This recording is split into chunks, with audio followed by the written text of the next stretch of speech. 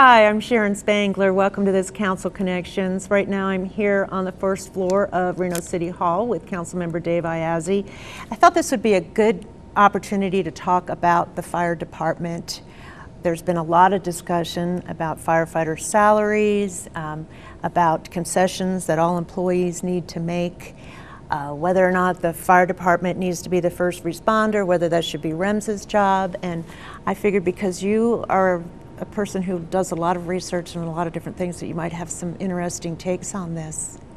Yeah, there's a lot of stuff going on with the fire department. I'm also on the fire advisory board that handles the contract between Washoe County and the city of Reno, and some things have been coming up. Some of the firefighters have said we want to be able to do transport, which basically take over some of REMS's job. REMSA has a contract with the health department right now through the whole county. So who actually is the first responder is I don't know who actually says they're the first responder. I get whipsawed from both sides. REMSA will tell me the Reno Fire doesn't respond to all calls, because if they're in a major fire, they don't respond to medical calls, but REMSA has to respond to all the calls. It's good to have fire there to get there quick enough.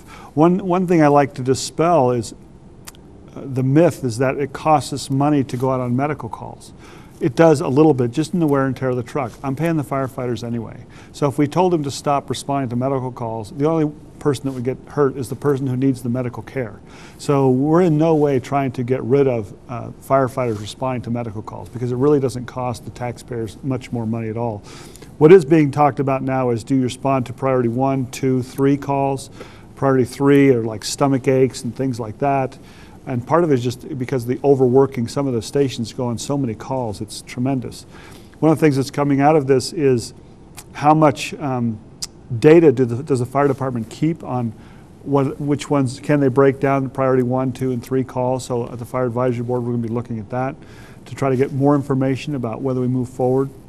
So go ahead. Back up a minute. So you're Sure. saying if you're considering whether to respond to priority 1, 2, and 3 calls, that would affect the number of firefighters that you would actually need and the expense of the calls? How would it ultimately affect everything? It's possible, because if they're all going on so many calls, it might justify more firefighters to be out there. But if I don't need, do I need firefighters or medical calls on someone with a stomach ache? That's a priority 3 call. So maybe we don't even respond to those calls and say, you know what, that is for REMSA to deal with. And that's interesting. Even part of the dispatch is REMSA's dispatch. All the dispatchers are either EMTs or paramedics or nurses. So they're better trained than our dispatchers, who work very hard. So even how we dispatch emergency medical calls is going to be under discussion. So there's a lot of things going on with the fire department, but to get down to the original question on with the city of Reno, we're trying to get everyone in the city, we're asking them. We don't have the ability under state law to tell everyone they have to reduce their pay. We have contracts, we have to abide by those contracts. We're asking all the employee groups right now to give up 5% of the pay. That's what we're initially asking right now, so that we don't have to do as dramatic layoffs that we're anticipating right now. We're anticipating a $16.5 million deficit on July 1st of this coming year. Any indication as to whether the unions are going to cooperate? At this point, I haven't heard anything officially whether they will or not. It's just coming down to the wire where they're going to have to decide, because the city council's only options are to do layoffs.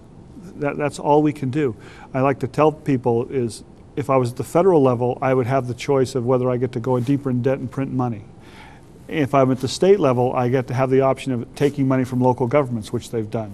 If I'm at the county level, I get to decide not to provide services to certain populations in the county, like I don't think they provide services to the city residents. But at the city level, all I have is I can lay people off. I don't have any jurisdiction over how much they make. It's already in a contract, and we are bound, and we're going to honor every contract. But what means on the other end is we have to lay off to balance the budget. We have to have a balanced budget. We cannot go into a deficit in the city of Reno. We never have. And those are our only options. So we're counting on our employees to look deep in what they're doing and to try to come up with what they think they can do to help stem the tide so we don't lay off more people. By honoring the contracts, we've been talking about the fire department, that means that things like 3-man crews are off the table? Well, as of right now, yes, because the contract says four-man crews.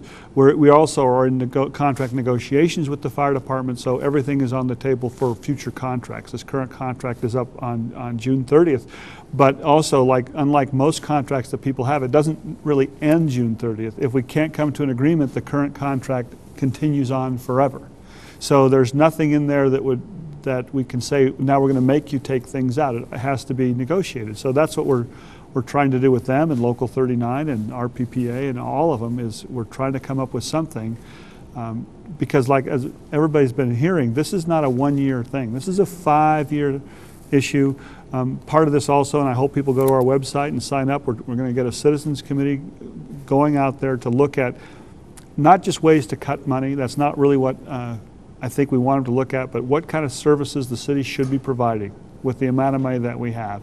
Should we only paint the streets striping maybe every 18 months instead of a year? Do we only roll the snow plows out when there's 4 inches of snow on the ground? Do we clean the sewer lines every 3 years instead of every 2 years? To look at the service level that people can expect when they come and live in the city of Reno. It'll all come down to, what do you want our priorities to be? How do you want us to spend your money? Right. What comes first? Right. And you have to look broader than just what people say. You can't cut public safety, because you got to determine what public safety is. Most people think that's police and fire, but I also have a court system that's part of the police system.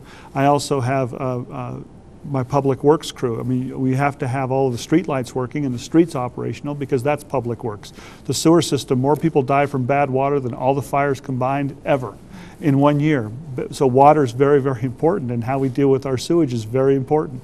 So to me, almost everything that the city does is related around public safety. So I just can't say save police and fire to the extent of all others. And once I did all that math, if I laid off everybody else who isn't, in my mind, considered public safety, I'm still $5 or $6 million short of my $16 million. Well, public safety makes up such a huge part of it. When you think about it, the personnel for public safety is it's a huge part of the system. It is big, and rightly so. People want to make sure that we have enough police out there, enough fire. But now we have to look at, because in contract negotiations, you look at what you do provide as benefits. And that's the thing that's going to start eating local governments alive in the future, is the medical care after retirement. That's huge. And it's going to get worse and worse and worse. And when you get people who can retire at age 50 and live for 40 years now, and that all comes back to the local taxpayer on just the medical care, those are things that have to be factored in. So it sounds like it's time to really open the book and take a look at everything and how we want government to be in the future. Well, to look to try to take advantage of the situation, which you have to do on a bad economy, is if we're going to have to rewrite what a city is supposed to be providing, that's exactly what we've got to do. And I invite anyone to give me any suggestions that we'll put on the table. I've had a news reporter come and say there's people been calling him talking about the sewer rebate program.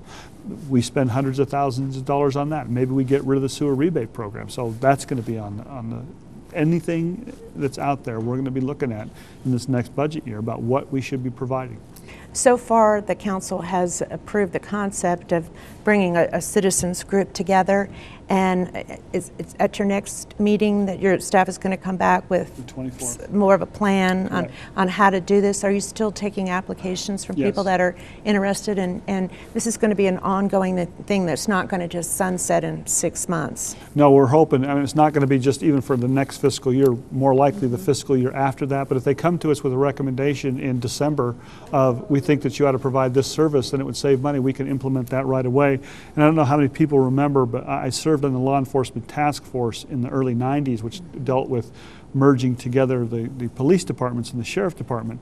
And what that group did, it was a large group, and this is where I got the idea for the setup of it, is then you have a smaller group of people, maybe 4 or 5, go look at each subcategory of a department to say, here's how it works, and really dig into it, to then come back to the larger group and give recommendations. So everyone's not looking at everything, because then you miss things.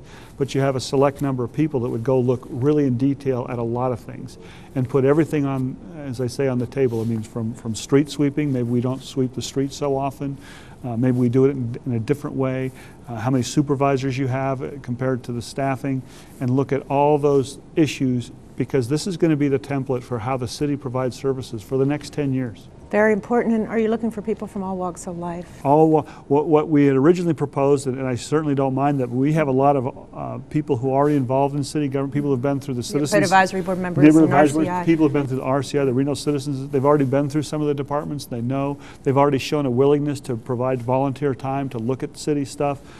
So that to me are the first ones to get on, but anybody else wants to be on and provide a level of expertise they think they can bring to the table, the more eyes on it, the better.